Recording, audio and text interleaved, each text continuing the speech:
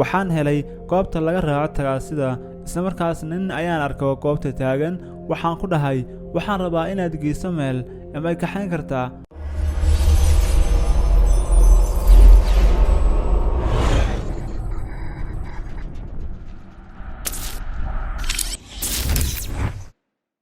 soo dhawaada asxaabtayda waa salaamantihiin dhammaantiin anigu waxaan ahay cali waxaan kaaga sheekayn doonaa maanta qisadayda inta aanan bilaabin qisadayda waxaan kaa codsanayaa inaad kanaalka subscribe saar aniga da'daydu waxay ahayd 27 sano isla markaasna waxaan ka shaqayn jiray shirkad guryaha dhista dhismaha ayaan ka shaqayn jiray in muddo maalmaha ka mid waxaa ii yimaaday shirkadda maamulahayga waxa ugu dhahay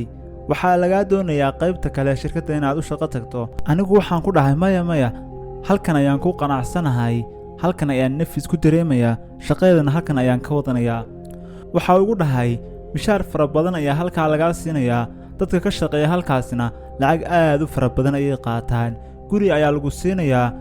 gurigaa kiradiisana waa lagaa bixinayaa anigu markaan maqlay hadalkiisa aad ayaan u farxay waxaan isku dayay waqtigaas inaan fikiro ma tagtaa meeshaas ma iska daysaa sidee wax yeeshaa laakiinse waan ku qancay hadalkiisa isla markaasna anigu waxaan dhahay waa si wanaagsan halkaas ayaan ka shaqo tagayaa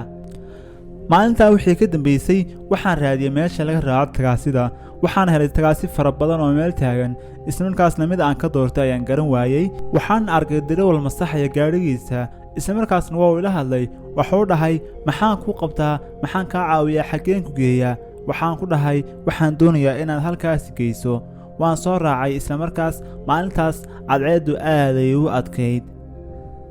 anagu waxaan ahayn kuwa aad u dhididaya isla markaasna waxaan weydiiyay darawalka ma nasan karno miyaa meelahan aan ku nasanno si aan waqti u qaadano cadceedu aad ay u kulushahay wuxuu dhahay wadadani ma lahan meel lagu nasto waa iska samraysaa meeshii aan tagayna wax yar ayay nooga harsan anigu hadalkiisa markaan maqlay waan ku qancay waxaan isku dayay inaan ku samro kulaylka dhacaya laakiinse xaaladdu aad ay u adkayd cadceedu marba maray ka sii dambaysay waa ay sii kululaanaysay saacado badan waxaan soconno kulaylna u dulqaadanay waxaan soo gaadhnay goobtii isla markaasna waxaa si wanaagsan ii soo dhameeyey maamulaha shirkadda goobtan waxa uu weydiiyey ma wadataa waraaqaha caddaymaha waxaan ku dhahay maya mudane ma wata guriga ayaan ku soo ilaaway waraaqaha hadday muhiim yihiin haddana loo baahan yahay hooyaday ayaa haysa guriga iina yaalaan laakiinse waxaan ku dhihi karaa igu soo dir qaab online maamuli waxa ugu dhahay steji iska nafis isla markaasna britoole insha Allah ayaa soo qaadi doontaa marka aad magaaladaada ku noqoto ayaa soo qaadi doontaa waraaqaha lagaga baahan yahay ee waxba ha ka warwarin kuwaas anigu waan iska soo baxay goobtaas aad ayaana u daalanaa waxaan waayay tagsigii keenay goobtan waqtigaas waxaan ahaa mid raadinaya goobaha laga raaco tagaasida isla markaasna aad ayaan u daalnaa tacbaan ayaan ahaa waxaan helay goobta laga raaco tagaasida isla markaasna nin ayaan arkay oo goobta taagan waxaan ku dhahay waxaan rabaa inaad geyso meel ama ay kaxayn kartaa wuxuu dhahay mudane hadda cadceedu aad ayay u kulushahay laakiinse caawa ayaan ku qaadi doonaa markuu uu qaboobo jawigu waxaan dhahay waa si wanaagsan caawa ayaan israacaynaa isla markaasna waxaan fadhiistay anigu maqaaxi halkaasna waxaan ka dalbaday koob qaxwo markaan qaac ka siiyey waxaa la gaadhay waqtigii aan bixi lahayn isla markaasna jawigu aad ayuu u qaboobay cadceeduna waa dhacday waan ka soo kacay goobtii waxaana yimaaday meeshii laakiinse waxaan ku arkay 3 qof oo taagan goobta waxaa taagan goobta inaan dhalinyaro xaaskiisa iyo maamo waayeela isla markaasna waxay rabeen in ay raacaan tagsigan markaan yimaaday goobtii darawalkii ayaa arkay waxauna dhahay waa yimaaday ninkii aanu sugnay maanta oo dhan hadda ayaynu baxanaa isla ninkan ayaan sugaynay soo fula gaariga si aan u dhaqaajino safarkeena u bilowno gaarigii ayaan soo kornay wiilkii dhalinyarta wuxuu fuulay daaqadda xagga xigta xaaskiisii ayaana ku xigtay haweenidii maamada ahayna daaqadda kale ayay fuushay anigu waxaan fuulay shirka hore isla markaasna safarkaygii halkaas ayuu ka bilowday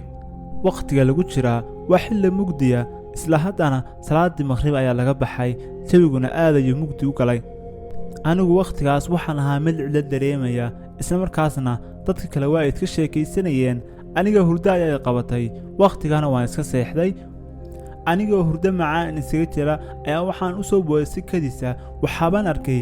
darawalka oo xoog wada gaadhiga yacni xawaarihiisu aad ayuu u sarreeyey waan yaabay waxaan dhahay maxaa ka khaldan darawalka siduu leeyahay gaadhiga muuna halaagaya talo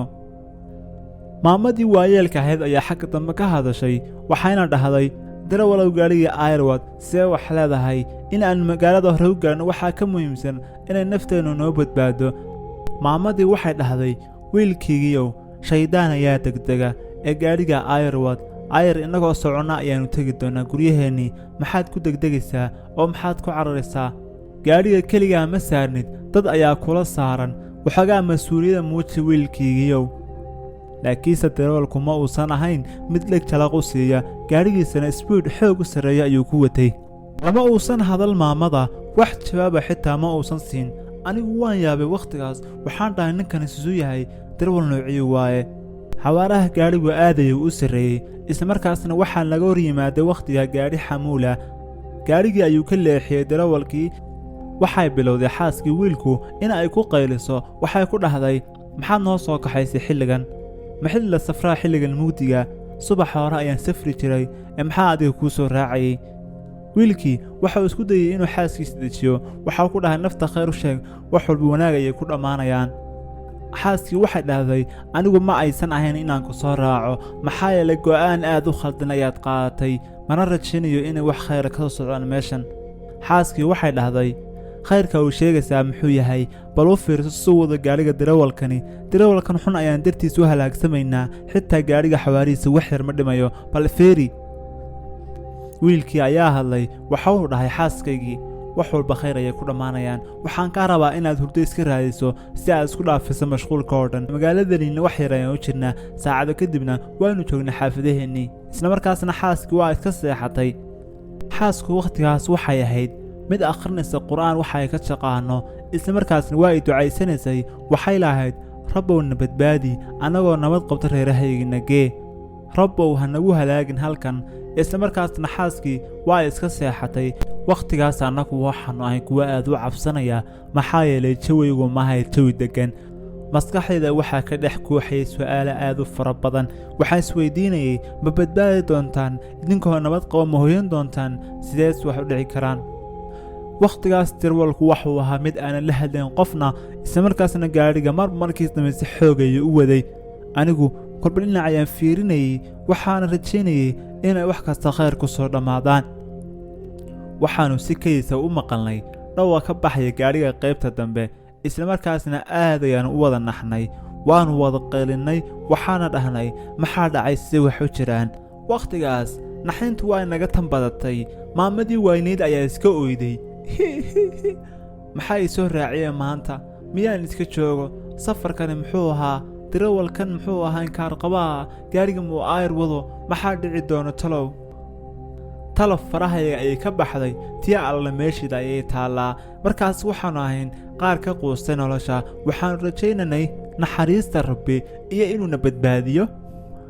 waxa gaadhiga ka qaylinayay waxuu ahaa taayirka ayaa ka banjaray islamarkaasna gaadhiga xoog ayuu u waday waxaan ku dhahay odaygii gaadhigu wada darawalka ahaa adeer maxaa dhacay gaadhigu uu kaa banjarsan yahay islamarkaasna waxau dhahay maxaan samayn karaa anigu maxaan ka qaban karaa taayir kale ma haysto kana waa kaa banjaro arkaysaan islamarkaas maalinta rabbi ayaana badbaadiyey gaadhigu isla wakhtigaas inuu rugmado wax yar ayaa uga dhinnayd waxaan ku dhahay xaggeed iminka u socotaa darawal xaggeedna geynaysaa waxau dhahay taayirka ayaan banjaray xilliganna meel aan ka keena garan maayo maxaa yeelay xilligani waa xilli habeen halkan ayaan caawa u hoyanaynaa halkan ayaan seexanaynaa islamarkaasna berri ayaan ka soconaynaa halkan safarkeenna saas ayuu noogu sii soconayaa wakhtigaasna magaaladiinni ayaanu geynayaa maamadii ayaa hadashay wakhtigaas waxay dhahday oo ma halkan ayaan u hoyanaynaa caawa meeshan cidlada aniga ayaa la hadlay darawalkii waxaana ku dhahay oo xal kale oo sanaanta ma haysi miya waxa uu dhahay xal kale ma hayo inaan halkan seexanno maahane waxa uu dhahay haddii aan haysto taayir kale waan inoo hagaajin lahaa laakiinse nasiib daro ma haysto taayir kale halkan ayaana ku qasbanaya inaan joogno caawa xaaskii waxay bilaabaysaa wakhtigaas inay iska oydo waxay dhahaysaa halkan miyaan caawa u haynaa meeshan saxaraa ah waraabayaasha ayaana cuni doona halkan ciidima joogto xitaa kayn daman weeye aniga ayaa hadla wakhtigaas waxaan ku dhahay darawal xaggeen tagnaa xaggeen ku nasannaa waxau dhahay darawalkii meel halkan ayaa jirta halkaas ayaad aadaysaan si aad ugu soo nasataan islamarkaasna halkaas ayaad seexanaysaan bari subaxa marka la gaarana halkaas ayaan iga soo qaadayaa.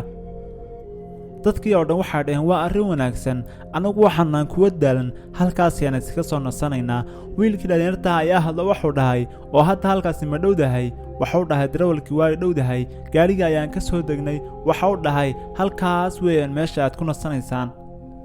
dadkii waxay bilaabeen inay u socdaan goobtii uu u tilmaamay, laakiinse wakhtigaas aniga ayaa ku dhahay jooga halkaasi male meel lagu nasto. aniga ayaa saaka soo maray, kumaan arag meel lagu nasto.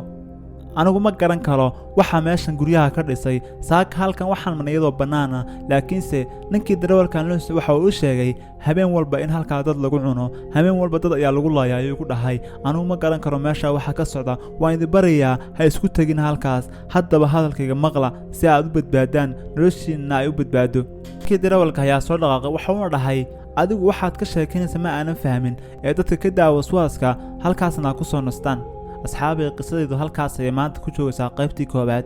haddii muuqaalka ku cajabay leegta hala dhaafin, isla markaasna haddii aadan weli ku soo biirin asxaabta ka mid a halkan ku soo biir oo kanaalka rukumo, waxaan rajaynayaa inaad kanaalka sii sharagaray doontaan. isla markaasna qaybta xigta ee qisadayda halkan ayaan soo dhigi doonaa isagu dhaqsiyaha badan. intaan iskaga imanno qaybta labaad, sidaas iyo nabadgeliyo.